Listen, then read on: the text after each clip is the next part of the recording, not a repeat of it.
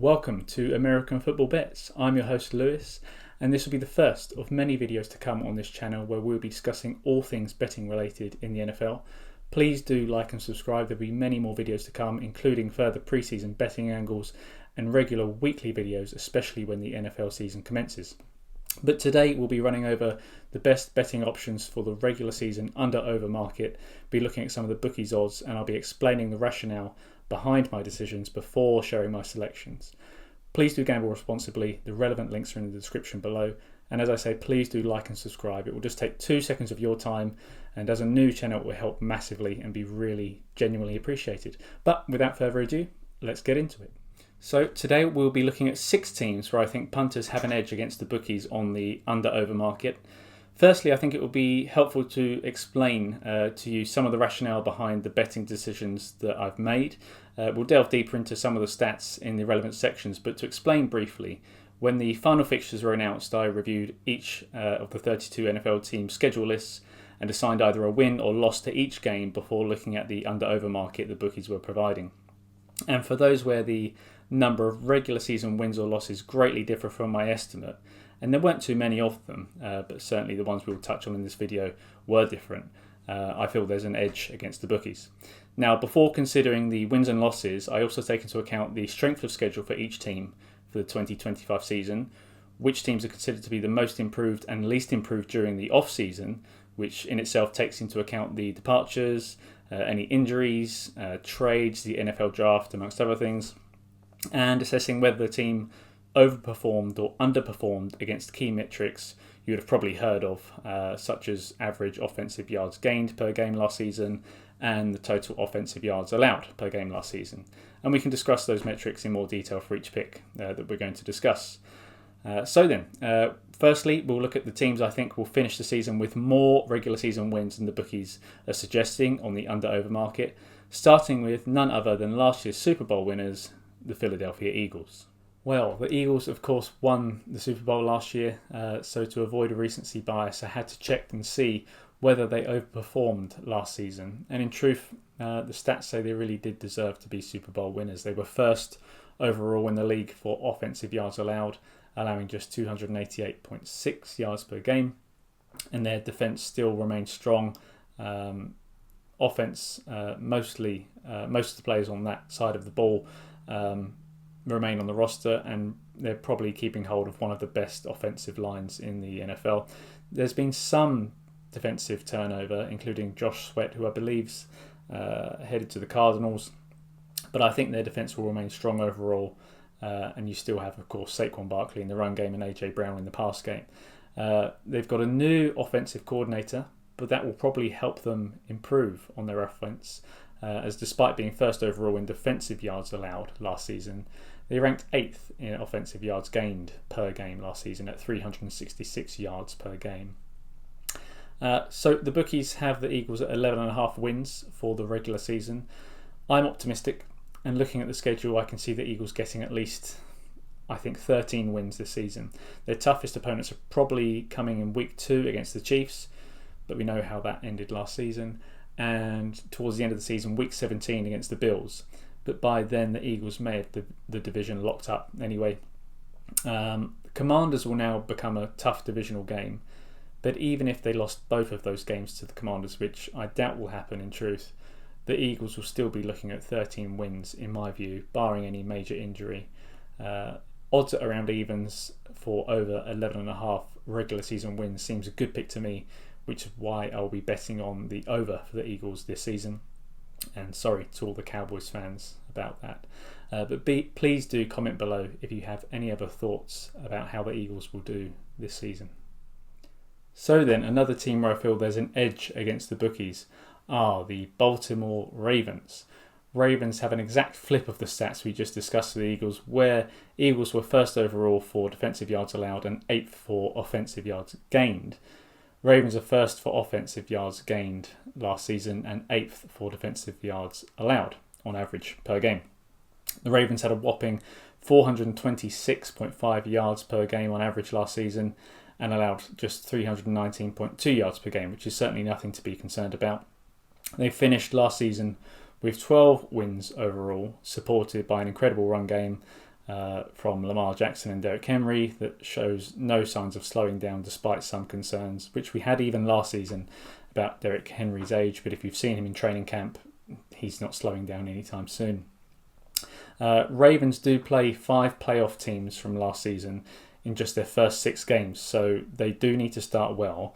But looking back at previous seasons, Ravens typically have no issue with early season wins, and there's no injuries to be concerned about within the squad, so it's no concern for me. Ravens are also first in red zone touchdown percentage, and their offensive coordinator Todd Monken remains at the team. Ravens have had no significant departures in the squad, and as I say, no significant injuries, so we can expect much of the same this season as compared to last. I suspect Zay Flowers may well improve and become a clear wide receiver 1, which wasn't clear last season, at least at the beginning of the season. Perhaps that's a nice fantasy tip for anyone who plays fantasy football that's watching. If the Ravens do struggle anywhere, at least looking at last season, it was in their pass defence. But they've added Malachi Starks in the first round of the NFL draft this year, and of course signed veteran cornerback Jaire Alexander from my beloved Green Bay. If he can stay fit and his shoulder's okay, that will help the Ravens greatly. Special teams will be interesting. Justin Tucker departed since his release from the Ravens in May, and Ravens now have rookie kicker Tyler Loop, who appears to be a little inconsistent to me, having read some of the training camp summaries. And kickers, although overlooked, can make all the difference in the NFL. But despite that departure, I'm still overall bullish on the Ravens. So the bookies have the over-under for the Ravens regular season wins at 11.5. 11.5 regular season wins. I think they're capable of winning at least 13 of their regular season games, as indicated by the graphic that I have up on the screen now, which is why I will be betting on the over 11.5 wins for the Ravens this season. So another team that I think will do well this season are the Tampa Bay Buccaneers, who are aiming for a 5th straight NFC South title after winning their division with a 12-5 record last season. We'll come back to that.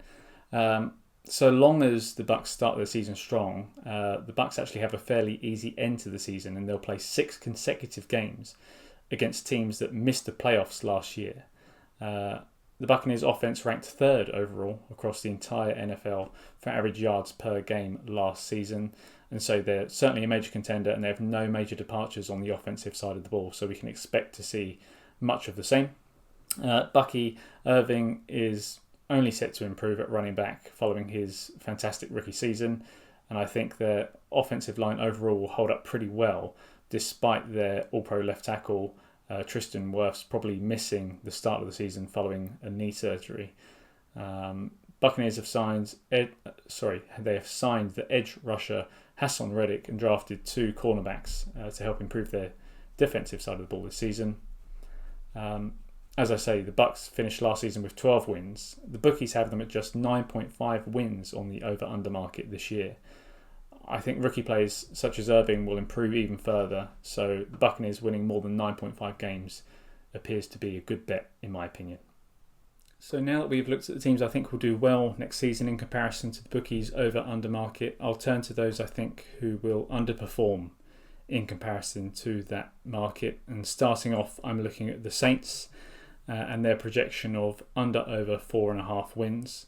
Now 4.5 wins may seem slim, and the Saints finished on 5 wins last season, but I struggle to see any improvement whatsoever with this team at the moment, unfortunately. Sorry to all Saints fans.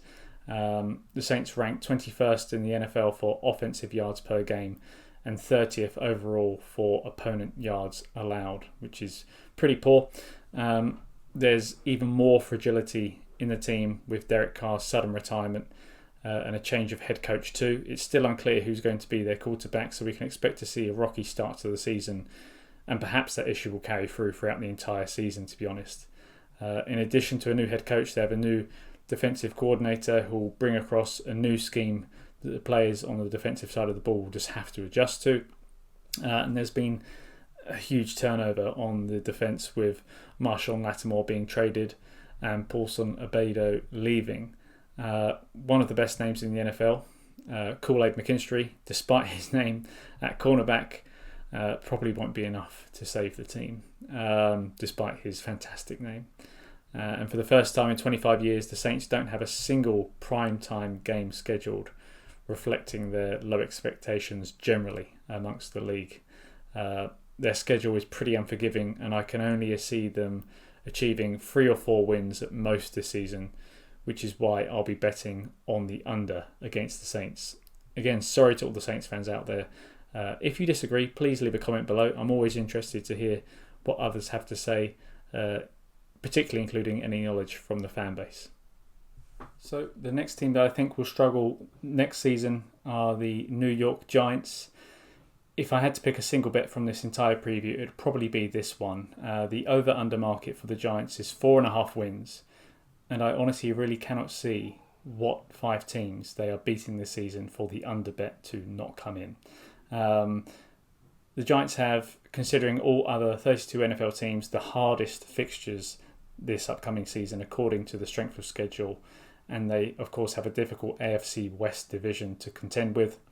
They face the Chiefs, the Eagles twice, the Broncos and the Chargers within their first 8 games. The Giants won just 3 games last year, and there's been more regression than improvement this off-season, in my opinion. The Giants head coach, Brian Daboll, stays, which I think at this point most Giants fans probably wish wasn't the case. Although the Giants have brought in Russell Wilson to start a quarterback, it's all riding on him, and it remains that the Giants have a pretty weak offensive line, which will be no extra help to Russell. Looking at last year's stats, the Giants ranked 30th in overall offensive yards per game last season, which is pretty terrible, of course, and 23rd in opponent yards allowed, which is also not great. So looking at their schedule, it's honestly difficult to see what games they might win, let alone 5 games they might win, other than perhaps against, say, the Saints. And I think that even with Mr. Unlimited at the helm, the Giants are shaky, and I'll certainly be betting on under 4.5 wins this season. So turning now to the Denver Broncos, and many people seem bullish on them, but I'm a little bit more pessimistic. The bookies have the Broncos at over-under at 8.5 wins this regular season.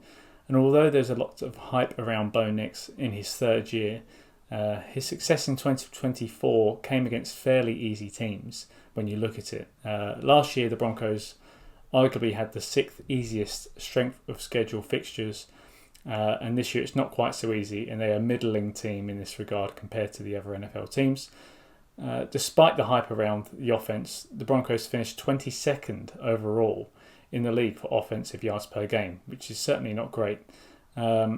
Their defense actually performed fairly well, allowing just 325.7 yards per game, ranking them 9th overall last season.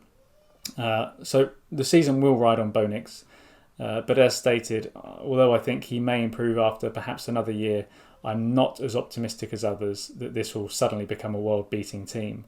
The Broncos have a difficult early stretch of fixtures with road games against playoff teams, which is why I'll be betting on the under, anticipating that they will have less than 9 wins this season.